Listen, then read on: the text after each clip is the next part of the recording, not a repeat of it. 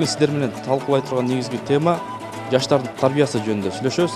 Эң негизги мына интернет деген бир бала бар, телевизор деген бар. Буга контролдук кыла турган ким бар? Эгерде жакшы колдонсо бычак тамак жасаганга керек.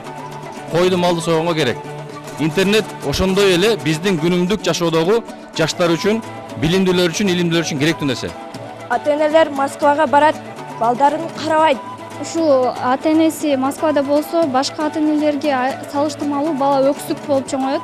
Эң биринчи ушундай жыйналышты депутаттар менен министрлерге өткөзүш керек.